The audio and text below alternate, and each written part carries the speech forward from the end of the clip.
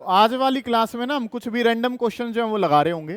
ठीक है, क्या क्या क्वेश्चंस जो है वो आपने करने हैं उनके बारे में एक बार देखेंगे ध्यान से। ठीक है, तो पहला सवाल जो है वो आज के लिए क्या रहेगा आपके पास कि एक आइडियल डायोड जो है वो दिखा रखी है इस तरीके से। ये आइडियल डायोड आपके पास है, कनेक्टेड है एक बल्ब के साथ। यहाँ पे आपके पास एक डीसी सोर्स है, एक की है, और यहाँ पे एक स्विच जो है वो लगा रखा है। क्वेश्चन ने क्या बोला है कि ये जो डायोड है ये एक आइडियल डायोड है। अब यहाँ पे ना आपने दो केसेस जो है वो समझने होते हैं कि काम जो है वो आपके पास क्या है। कई बार जो है वो डायोड के रेजिस्टेंस खुद से देता है कि डायोड का रेजिस्टेंस जो है वो 50 ओम है, या डायोड का रेजिस्टेंस जो है वो कितना है, इनफाइनाइट है। यहाँ पे उसने सिर्फ आइडियल डायोड नाम दे के छोड़ दिया। तो आपको एक बात जो पता होती है वो क्या कि एक केस होता है फॉरवर्ड बाइसिंग का और एक केस किसका होता है, रिवर्स बाइसिंग का। तो फॉरवर्ड बाइसिंग में ये कितना रेजिस्टेंस क्रिएट करती है, 0। और रिवर्स बाइसिंग में ये कितना रेजिस्टेंस क्रिएट करती है, इनफाइनाइट। मतलब कि या तो वो खुद से रेजिस्टेंस देता है, कई बार वो फॉरवर्ड बाइसिंग का रेजिस्टेंस दे देता है 10, 20, 50। उसने नहीं कुछ दिया है तो इसका मतलब फॉरवर्ड बाइसिंग का रेजिस्टेंस कितना है, 0। और रिवर्स बाइसिंग का रेजिस्टेंस जो है सर वो कितना होता है, इनफाइनाइट। ऐसे करके काम जो है वो आपको पता है। अब काम जो है वो आपने क्या करना है कि बल्ब जो है वो किस केस में, जब इस स्विच को ओपन रखेंगे तब ग्लो करेगा, या बल्ब स्विच को ऑफ कर देंगे, क्लोज कर देंगे तो ग्लो करेगा। तो पहले वाला केस है जब ये स्विच जो है वो क्या कर दिया गया है, क्लोज कर दिया गया है। स्विच को आपने क्लोज करा तो यहां से इस स्विच को जैसे ही आप क्लोज करेंगे, ये स्विच जो है वो आपने क्लोज कर दिया इस तरीके से। अब ध्यान से समझें कि ये डायोड की कौन सी पोलैरिटी है, पी, और ये वाला कौन सा है, एन।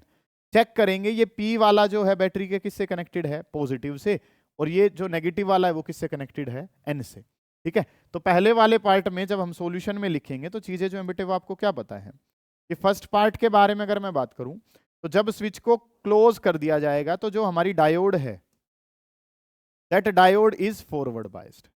जैसे ही मैं स्विच को यहाँ पे, स्विच जो है उसको जैसे ही हम क्या करते हैं, क्लोज करते हैं, स्विच के क्लोज करते ही आपको क्या पता चला कि पी वाला टर्मिनल किससे कनेक्टेड है, पॉजिटिव से। एन वाला किससे कनेक्टेड है, नेगेटिव से। और पी वाला पी से कनेक्ट होता है तो आप और मैं जानते हैं कि डायोड जो वो कैसी है, फॉरवर्ड बायस। अगला जो काम है बेटे वो आपने क्या समझना है, करंट की प्रॉपर्टी है या चार्ज की प्रॉपर्टी है, वो मिनिमम रेजिस्टेंस से फ्लो करने की कोशिश करता है। सिंपल सी बात है, जहां पे जाम लगा हुआ है वहां से जो फ्लो होगा वो कम होगा, और जहां पे रोड खुला है, ठीक है, बाईपास से जाने की कोशिश करते हैं सब। क्यों? क्योंकि वहां पे क्या नहीं मिलता, जाम नहीं मिलता है, रेजिस्टेंस नहीं मिलता है। तो वही काम जो आपको पता है कि ये डायोड जो है वो क्या हो गई है, फॉरवर्ड बायस। और क्योंकि ये फॉरवर्ड बायस हो गई है तो ये रेजिस्टेंस कितना क्रिएट करवाएगी, 0। अब ध्यान से समझे, इस बल्ब का तो कुछ ना कुछ रेजिस्टेंस है, बल्ब का कुछ रेजिस्टेंस है, लेकिन अगर मैं काम करूं तो ये जो डायोड है ये कितना रेजिस्टेंस शो कर रही है, 0। तो काम क्या होगा, चीजें जो है सर वो क्या बन जाएंगी कि जो चार्ज का फ्लो है वो यहाँ पे आगे आने के बाद क्या देखेगा कि रेजिस्टेंस को चेक करेगा कि यहाँ पे तो क्या है, रेजिस्टेंस है, और ऊपर वाले रास्ते में रेजिस्टेंस नहीं है, तो चार्ज जो है वो कहाँ से फ्लो कर जाएगा, इस तरीके से फ्लो कर जाएगा। और अगर इस तरीके से चार्ज फ्लो करेगा तो आप क्या देख रहे हो कि बल्ब के पास कोई करंट नहीं पहुंचा, तो बल्ब जो इस कंडीशन में क्या रहेगा, बल्ब इस वाली कंडीशन में तो क्या ही रहेगा, ऑफ रहेगा। ये ध्यान रखना कि करंट की प्रॉपर्टी है वो लीस्ट रेजिस्टेंस से सारा का सारा निकल जाए, क्योंकि वहां पे क्या है, आर 0 है, सुपर कंडक्टर का काम करेगी, सारा करंट कहां से निकल जाएगा, डायोड में से। बल्ब के पास क्या नहीं पहुंचेगा, बल्ब के पास करंट नहीं पहुंचेगा, तो बल्ब जो है वो यहाँ पे ग्लो नहीं करेगा। आप ध्यान रखना, कभी ये देखो कि डायोड लगी है फॉरवर्ड बाइस है तो कंडक्ट करेगी, डायोड तो कंडक्ट करेगी लेकिन डायोड सारा ही करंट अपने आप ले लेगी, बल्ब के पास कुछ भी नहीं पहुंचेगा, क्योंकि बल्ब के पास तो क्या है, रेजिस्टेंस है। समझ आइए ये बात आपको। अगला जो काम है वो आपने क्या करना है, सेकंड वाले केस में जब स्विच को क्या कर दिया गया, ओपन। अब स्विच को जब ओपन कर दिया जाएगा, ये स्विच जो है वो यहां से क्या कर दिया गया, इसको ओपन कर देंगे। ओपन करने का मतलब क्या है कि ये जो कहानी है वो क्या हो जाएगी, स्विच जो है वो ओपन है तो इसका मतलब ये जो है अब यहाँ पे क्या हो गया, अब रेजिस्टेंस यहाँ पे कितना हो जाएगा, इनफाइनाइट हो जाएगा। स्विच को ओपन कर दिया तो ये रेजिस्टेंस कितना, इनफाइनाइट। दोबारा चार्ज जो है वो यहाँ से चलेगा, और जब चार्ज यहाँ से चलेगा तो वो यहाँ पे आने के बाद क्या देखेगा, कहां से जाऊं, ऊपर रेजिस्टेंस क्या है, इनफाइनाइट, बहुत ज्यादा है, नीचे रेजिस्टेंस क्या है, कम। तो वो अब कहां से निकल जाएगा, बल्ब में से। और बल्ब में से निकल जाएगा तो बल्ब जो है वो क्या कर जाएगा, जब यहाँ पे हम देखेंगे ओपन, ओपन वाले केस में बल्ब जो है वो क्या हो जाएगा, ग्लो करेगा। आपने जो है इस क्वेश्चन में अब आपने क्या समझना है कि करंट के पास प्रॉपर्टी है, और करंट के पास क्या प्रॉपर्टी है कि वो कम रेजिस्टेंस में से फ्लो करने की ताकत रखता है। ठीक है, तो पहले जब इस स्विच को बंद करा तो ये जीरो रेजिस्टेंस शो करिए, तो वहां से निकल जाएगा सारा। जैसे ही स्विच को ओपन करूंगा तो वो इनफाइनाइट रेजिस्टेंस है, तो कहां से जाएगा, नीचे से।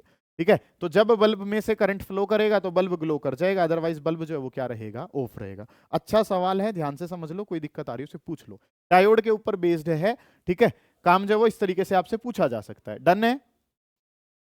अब जो क्वेश्चन है वो सेकंड क्वेश्चन जो है वो आपको क्या कह रहा है, सेकंड वाले क्वेश्चन ने बोला है कि इस तरीके से डाटा जो है वो अवेलेबल है। पहली बात तो आपको ये ग्राफ पता हो, क्योंकि इसकी थ्योरी भी इंपॉर्टेंट है कि आपने आईवी कैरेक्टरिस्टिक्स जो है वो बना के देनी है, कि आईवी कैरेक्टरिस्टिक्स बना के दो। किसके लिए आईवी कैरेक्टरिस्टिक्स बना के देनी है आपने, पीएन जंक्शन डायोड के लिए। तो पता होना चाहिए इस तरीके से ग्राफ जाता है कि ये जो ग्राफ है सर ये यहाँ पे, मतलब कि इसकी थ्योरी भी इंपॉर्टेंट है। ये फॉरवर्ड बाइसिंग के लिए और ये किसके लिए होता है, रिवर्स बाइसिंग के लिए। क्वेश्चन ने क्या दे रखा है कि इस तरीके से ग्राफ जो है वो जा रहे हैं, रेजिस्टेंस बता दो 15 मिली एम्पियर पे और किस पे बता दो, माइनस का 10 वोल्ट पे। ठीक है, अब ये तो कितना है सर 10 और ये कितना है 20। 15 को अगर मैं देखूंगा तो 15 इन दोनों के कहीं बीच में जाएगा, यहाँ कहीं क्या रहेगा 15। तो अगर इन दोनों के बीच में 15 जो है वो रहेगा तो चीजें जो हमें क्या पता है वो यहाँ पे इस तरीके से जाएंगी और यहाँ पे जाएंगे, तो ये कट जो है वो कहाँ लगेगा, यहाँ पे लगेगा। अब अगर ये 15 है तो आपको क्या पता है कि 10 और 20 के बीच में क्या आया 15, यहाँ पे लगभग सा लीनियर बिहेवियर आता है, तो ये 0.7 है, तो ये कितना रहेगा 0.75। ये बात इंपॉर्टेंट है, ये आपने बहुत सही बताई है। ठीक है, इतना काम जो है वो 0.75 जो है वो बन रहा होगा, इतनी बात क्लियर है। तो पहले वाले पार्ट ने क्या बताना है, सुने ध्यान से। तो सॉल्यूशन अगर आपने देना है तो पहले वाले पार्ट में रेजिस्टेंस बताना है, तो रेजिस्टेंस का फॉर्मूला क्या होता है, V divided by I। Okay report है सर। V वोल्टेज जब देखी 15 मिली एम्पियर की कितनी है 0.75 है। ओके है सर। करंट कितना दे रखा है 15, और क्योंकि ये नाम जो है वो क्या दे रखा है मिली, मिली बोला हुआ है, इस बात का आप ध्यान रखेंगे ग्राफ में। देखो ग्राफ का सवाल पेपर में आना है और उसमें आपने क्या देखने हैं, एक्सिस पे देखना है कि एक्सिस में लिख क्या रखा है। जैसे यहाँ पे मिली एम्पियर लिख रखा है, तो मिली लिखने की वजह से मुझे यहाँ पे क्या लिखना पड़ेगा 10 की पावर -3। -3 को इसको जो है वो कहाँ ले जाते हैं, ऊपर ले जाते हैं, तो ये 0.75 10⁻⁴ कितना हो जाएगा -3 है, तो ऊपर जाके क्या हो जाएगा +3 डिवाइडेड बाई कितना हो गया 15। इसकी मल्टीप्लाई कर देता हूं तो ये कितना हो जाएगा 750 डिवाइडेड बाई कितना हो जाएगा 15। 15 से ये वैल्यू कितने पे कट जाएगी 5 पे, तो आंसर कितना आ जाएगा 50, और ये आंसर किस में आ जाएगा ओम में। तो आंसर जो है सर वो कितना आ गया 50 ओम। और वैसे भी हमें पता है कि ये वाला रीजन जो है वो किसका होता है फॉरवर्ड बाइसिंग का, और फॉरवर्ड बाइसिंग में जो रेजिस्टेंस होता है वो क्या रहता है कम ही होता है। कैसा होता है, कम होता है। सेकंड पार्ट के बारे में अगर मैं बात करूं तो सेकंड पार्ट ने पूछा है -10 वोल्ट। इस -10 वोल्ट के कोरस्पॉन्डिंग अगर हम बात करें तो हमें करंट कितना दे रखा है 1 माइक्रो एम्पियर। कितना दे रखा है 1 माइक्रो एम्पियर आंसर है। तो इसके करंट के बारे में अगर मैं बात करूंगा तो करंट वो रेजिस्टेंस बताना है, रेजिस्टेंस किसके बराबर होता है V divided by I। Voltage देखूं तो कितनी है 10, इसके कोरस्पॉन्डिंग करंट चेक करो सर, इसके कोरस्पॉन्डिंग करंट कितना है 1 माइक्रो, और ये माइक्रो जो है वो आपको पता हो, माइक्रो का मतलब है सर 10 की पावर -6, -6 ऊपर जाएगा तो 10 की पावर 7, और 10⁻⁷ ओम।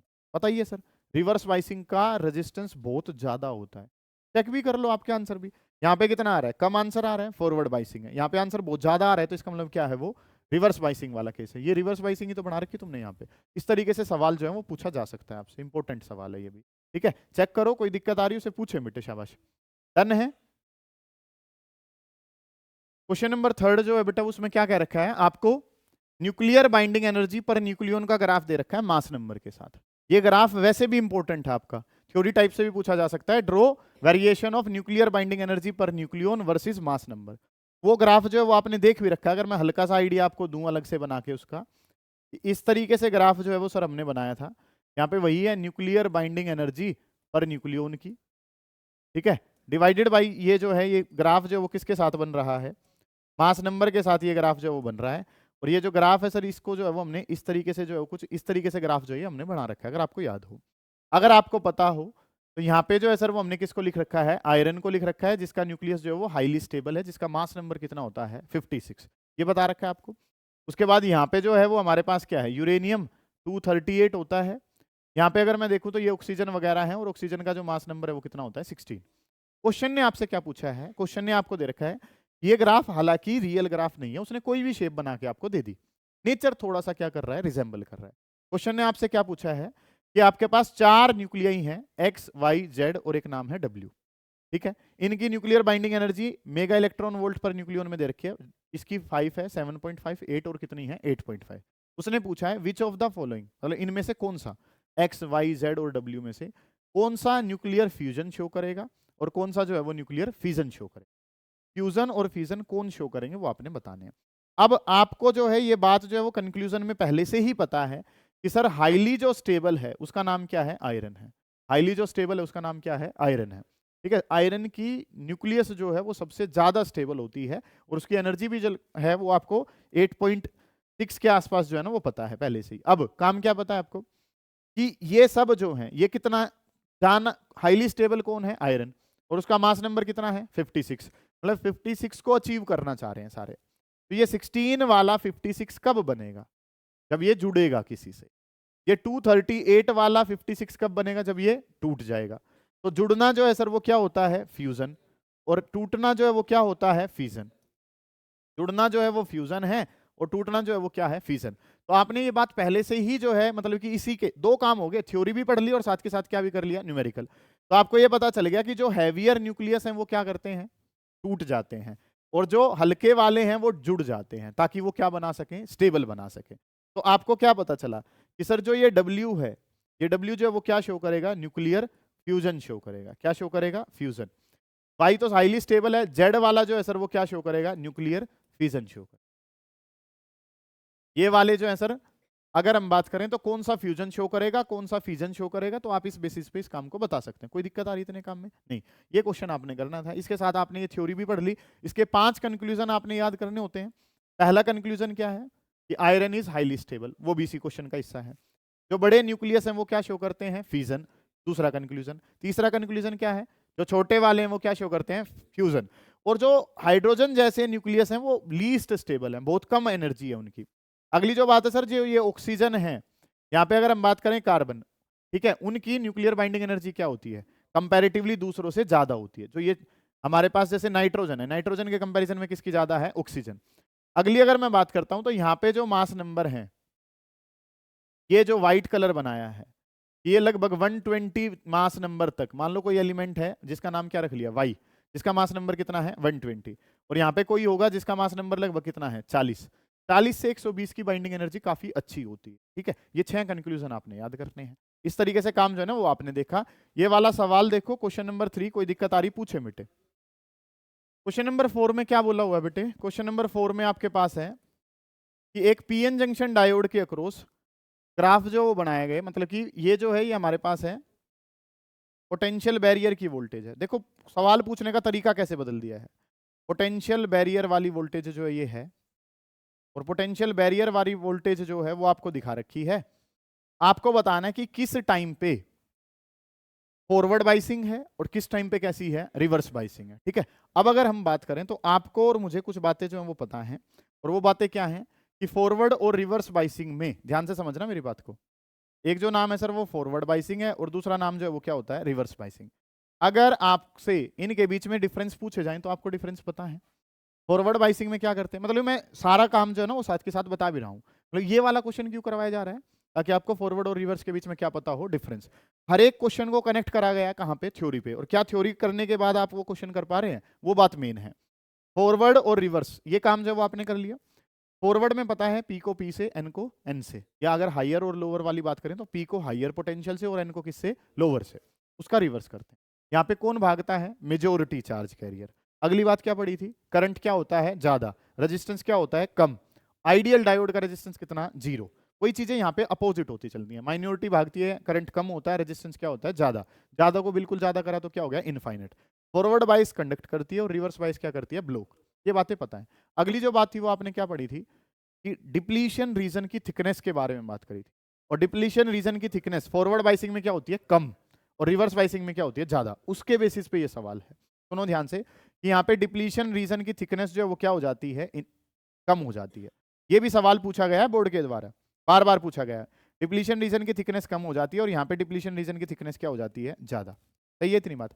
अगर अब मैं बात करूं तो आप पोटेंशियल का फॉर्मूला जानते हैं, पोटेंशियल का फॉर्मूला होता है E मल्टीप्लाई बाई डी। यहाँ पे भी पोटेंशियल का फॉर्मूला क्या, E मल्टीप्लाई बाई डी। बेटे अगर मैं बात करूं तो अगर सेपरेशन बढ़ गया है, डी बढ़ गया है, तो पोटेंशियल भी क्या होगा, ज्यादा। और सेपरेशन अगर घट गया है तो पोटेंशियल भी क्या हो जाएगा, कम। तो जो कम पोटेंशियल है वो किसको रिप्रेजेंट करेगा, फॉरवर्ड बाइसिंग को, और जो ज्यादा पोटेंशियल है वो किसको करेगा, रिवर्स को। और ये जो है ये इक्विलिब्रियम है, इस टाइम पे कोई बाइसिंग आपने नहीं कही हुई है। समझ आ गई ये बात? बताओ, ये क्वेश्चन जो है वो पूछा हुआ आपसे, कहां से कहां क्वेश्चन कनेक्ट कर रखा है कि फॉरवर्ड बाइसिंग में डी कम होता है, जानते हो, और डी के कम होने से वी भी क्या हो जाता है, कम। रिवर्स बाइसिंग में डी ज्यादा होता है, तो डी ज्यादा होगा तो वी भी क्या हो जाएगा, ज्यादा। इफेक्टिव क्लास है, कोई मजाक की बात नहीं है। आप सेमीकंडक्टर जानते हैं, ठीक है, लेकिन क्या सेमीकंडक्टर जानने के बाद ये क्वेश्चन हो पा रहे हैं, वो एक बड़ी बात है। ठीक है, इतना काम जो है वो आपने कर लेना है, कोई दिक्कत यहां तक के काम में नहीं होनी चाहिए। अगला जो क्वेश्चन ने क्या बोला है कि येलो लाइट है जिसकी वेवलेंथ जो है वो कितनी दे रखी है, 6000 एंगस्ट्रोम। तो एंगस्ट्रोम में डाटा जो है सर वो यूज नहीं करेंगे। एंगस्ट्रोम को सबसे पहले तो क्या लिख लेंगे, 6000 एंगस्ट्रोम अगर है तो 10 की पावर माइनस का 10, और ये आंसर किस में आएगा, मीटर में आएगा। ठीक है, 6000 एंगस्ट्रोम है। इन 6000 एंगस्ट्रोम की बात करूं तो एंगस्ट्रोम का मतलब क्या होता है, 10 की पावर माइनस का 10 होता है। ठीक है, सिंगल स्लिट में width of slit, width of slit को किससे लिखा जाता है, ए से। ए की वैल्यू पहले से ही आपको मीटर में दे रखी है, ओके है। फिर जो इमेज वाला डिस्टेंस होता है, ये तो चाहे इंटरफेरेंस हो चाहे डाइफ्रेक्शन हो, इमेज जहां बनती है, स्क्रीन का डिस्टेंस जो वो किस में होता है, कैपिटल डी। वैसे भी पता ही है कि कैपिटल डी की वैल्यू ज्यादा होती है, और ये स्मॉल ए या स्मॉल डी होता है उसकी वैल्यू क्या होती है, कम होती है। आपसे क्या पूछा गया है, डिस्टेंस बिटवीन, सुनो ध्यान से, distance between two dark lines on either side of central maximum. ठीक है, आपने क्या करना है, डाइफ्रेक्शन पैटर्न जो है ना वो आपको पता होना चाहिए। कि डाइफ्रेक्शन पैटर्न के बारे में अगर हम बात करें, ध्यान से समझें इस बात से वो कहना क्या चाहता है आपसे। डाइफ्रेक्शन पैटर्न के बारे में अगर बात करें तो आप ये जानते हैं ये सेंट्रल ब्राइट होती है, इस तरीके से डाइफ्रेक्शन पैटर्न जो है ना वो आपके पास चलता है, पता है आपको इस बात का। ये जो नाम है सर ये हमारे पास क्या कहलाती है, सेंट्रल ब्राइट कहलाती है। ठीक है, अब ये सेंट्रल ब्राइट अगर मेरे पास है तो इसके तुरंत बाद जो है सर वो क्या बनता है, डार्क। ये क्या बन गया, यहाँ पे डार्क बना हुआ है। दूसरी साइड देखता हूं तो दूसरी साइड भी जो है वो क्या बना हुआ है, यहाँ पे डार्क। क्वेश्चन ने क्या पूछा है, क्वेश्चन ने ये ना पूछ के कि सेंट्रल ब्राइट की विड्थ बता दो, क्या कह दिया, सेंट्रल ब्राइट के विड्थ। क्वेश्चन पूछना क्या चाह रहा है, सेंट्रल ब्राइट की क्या बता दो, विड्थ। लेकिन उसने क्या कह दिया कि सेंट्रल ब्राइट के आइदर साइड, एक बार लेफ्ट और एक बार कहां, राइट, दोनों साइड क्या बने हुए हैं, डार्क। उन दोनों डार्क के बीच की क्या बता दो, दूरी बता दो। क्या ये क्वेश्चन ऐसे नहीं पूछ लेना चाहिए था कि सेंट्रल ब्राइट की विड्थ बताओ, वो तो सभी को पता है। लेकिन क्वेश्चन ने घुमाने के लिए क्या कर दिया, सेंट्रल ब्राइट पे बैठो, उसके आइदर साइड पे क्या बने हुए हैं, दोनों साइड पे क्या बने हुए हैं, डार्क। उन दोनों डार्क के बीच की दूरी दो। लेकिन उन दोनों डार्क के बीच की दूरी किसकी दूरी है, सेंट्रल ब्राइट की। और सेंट्रल ब्राइट आपको पता है डबल डिस्टेंस होता है, और डबल डिस्टेंस होता है तो क्या फॉर्मूला था इसका, 2 लैम्डा कैपिटल डी और डिवाइडेड बाई कितना था, स्मॉल ए। ये पूछा गया। इस वाले सवाल को याद जो है वो ऐसे कर लो, और फिर आप क्या कह सकते हैं, find width of central maximum. ठीक है, 2 की जगह 2 है, लैम्डा कितना है बेटे, 6000। एंगस्ट्रोम का मतलब क्या है, 10 की पावर माइनस 10। कैपिटल डी कितना है, 1.5। ए कितना दे रखा है, 10 की पावर माइनस 4 है। तो 10 की पावर माइनस 4 से ये माइनस 6 पे जाएगा, 3 जीरो इसके पास पड़ी हैं, तो 7 जो है वो कैंसिल हो जाएंगे, 10 की पावर माइनस 3 रह जाएगा। 2 इंटू 1.5 कितना हो गया, 3 इंटू 18 इंटू 10 की पावर कितना हो गया, माइनस 3। और इस वैल्यू को लिखूं तो ये आंसर किस में है, मीटर में। चाहे तो इसको किस में लिख सकते हैं, 18 mm लिख सकते हैं। कितना प्यारा सवाल है। ठीक है, आपको जो है ना क्वेश्चन आता होगा, ये बार बार आपने याद कर रखा है कि सेंट्रल ब्राइट की विड्थ जो है वो कितनी होती है, और पूछी भी गई पेपर में कि सेंट्रल ब्राइट की विड्थ बताओ, लेकिन पूछने का तरीका बदल दिया कि सेंट्रल ब्राइट के आइदर साइड पे क्या बने हुए हैं, डार्क। उन दोनों डार्क के बीच की क्या बता दो, दूरी। हो गया, खेल खत्म। इतना काम जो है ना वो आपने करके देना था, ये चीजें जो है वो आपने करनी है। अगला सवाल जो है उसको नेक्स्ट जो क्वेश्चन है वो हमारा किसके बेसिस पे, लास्ट क्वेश्चन कौन सा था, 5। 6th क्वेश्चन जो है वो देखिए, सुने ध्यान से, आसान है। और ये बार बार क्वेश्चन करने का फायदा क्या होगा कि आपको चीजों का पता चल जाएगा। पिछला क्वेश्चन किसका करवाया, डाइफ्रेक्शन, उसका फॉर्मूला याद हुआ। अब किस पे आगे, यंग डबल स्लिट एक्सपेरिमेंट। अच्छा, आप जानते हैं कि YDSE जो है सर वो किसके लिए पैटर्न होता है, इंटरफेरेंस के लिए। कि काम जो है वो हमारे पास क्या है, ये इंटरफेरेंस है, और इंटरफेरेंस के लिए आपको जो है वो क्या दिया हुआ है, स्लिट सेपरेशन। स्लिट सेपरेशन यहाँ पे किससे लिखा जाता है, स्मॉल डी। डाइफ्रेक्शन में किससे लिखा जाता है, स्मॉल ए से। यहाँ पे किससे लिखा जाता है, स्मॉल डी से। अब डाटा थोड़ा सा सेट करना है, तो ये 0.15 mm अगर है तो क्या लिखा गया, 10 की पावर माइनस 3, और ये आंसर किस में है, मीटर में। वेवलेंथ 450 नैनोमीटर है, इसको भी थोड़ा ठीक करना है, तो 10 की पावर माइनस 9, और ये आंसर किस में आ जाएगा, मीटर में। ये 1 मीटर ओके था ही। क्या क्या पूछा हुआ है, distance of second bright fringe, centre से बतानी है दोनों, डार्क फ्रिंज भी बतानी है और सेकंड ब्राइट फ्रिंज बतानी है। तो yn अगर बताना है तो मैक्सिमम के लिए yn का फॉर्मूला था n lambda capital D divided by कितना, स्मॉल d। ये फॉर्मूला किसके लिए था बेटा, मैक्सिमम के लिए। मैक्सिमम के लिए क्या है, n lambda capital D divided by small d। ये फॉर्मूला इंटरफेरेंस में किसके लिए, मैक्सिमम। डाइफ्रैक्शन में किसके लिए, मिनिमम। अंतर क्या आ जाएगा, d की जगह a, अभी पढ़ाया। n कौन सा बताना है, सेकंड।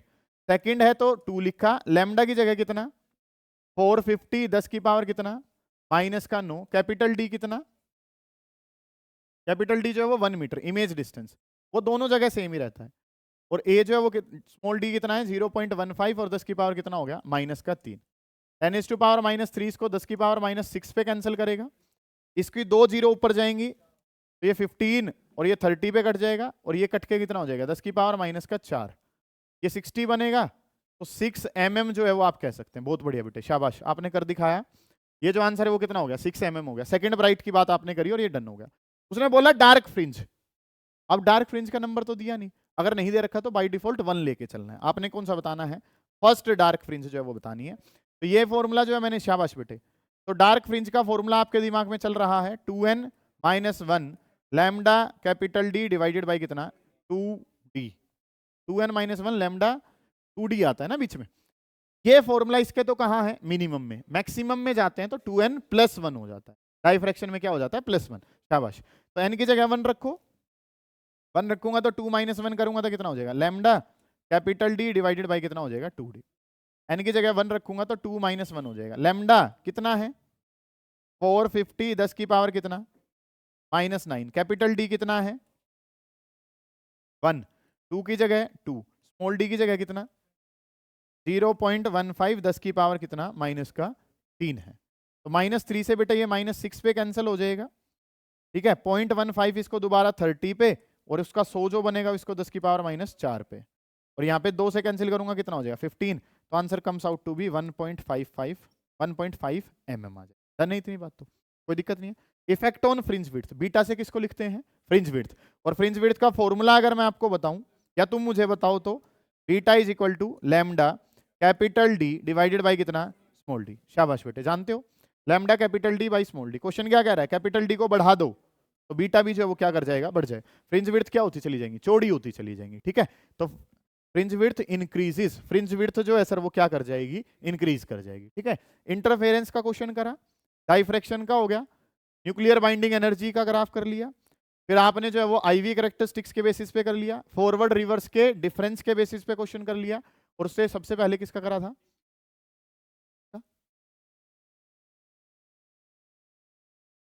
आइडियल डायोड जो है वो मतलब कि कंडक्ट करती है, और स्विच अगर ओपन कर दिया जाए तो वो सर्किट को क्या कर देता है, ब्लॉक कर देता है। उसके बेसिस पे सवाल करें, ठीक है। अब न्यूक्लियर बाइंडिंग एनर्जी के बेसिस पे कर रहे हैं, और अगर आप यकीन मानो तो ये 7 के 7 टॉपिक, आज ये 7th जो क्वेश्चन अब हम करेंगे, ये सारे के सारे क्वेश्चंस जो हैं ये तो इंपॉर्टेंट है ही, इनकी जो थ्योरी है वो भी इंपॉर्टेंट है।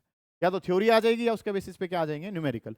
तो ये वाली क्लास जो है वो मैंडेटरी है आपके लिए लेनी। क्यों मैंडेटरी है, क्योंकि जो टॉपिक है साथ के साथ मैं वो भी करवा रहा हूँ, और उसके बेसिस पे क्या भी कर रहे हैं हम, न्यूमेरिकल। और ये जो क्वेश्चन है ये आएंगे बेटा पेपर, मानो आप इस बात, ठीक है। अगला जो क्वेश्चन है वो क्या कह रखा है, सुने ध्यान से।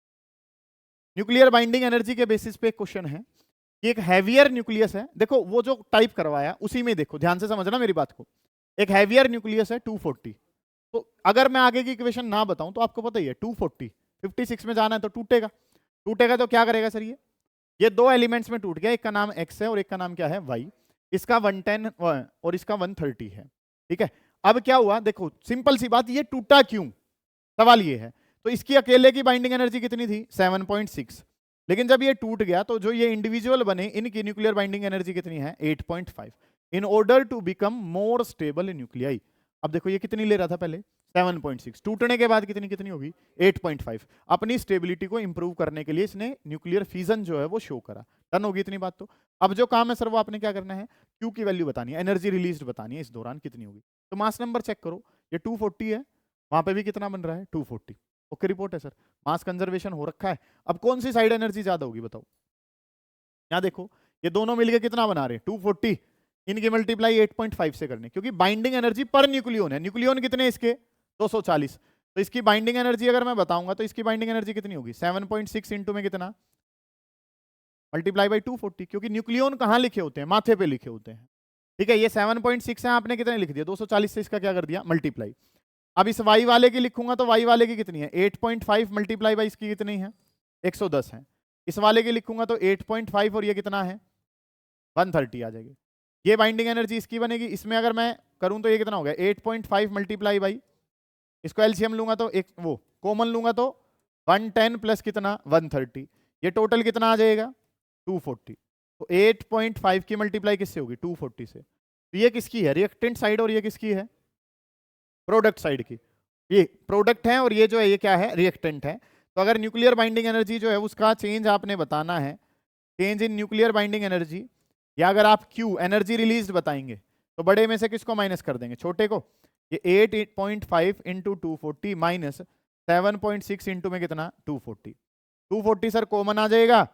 8.5 की में से किसको माइनस करना है, 7.6, तो 0.9 बन जाएगा। और ये आंसर किस में आ जाएगा, मेगा इलेक्ट्रॉन वोल्ट में। ये आंसर किस में आ जाएगा, मेगा इलेक्ट्रॉन वोल्ट।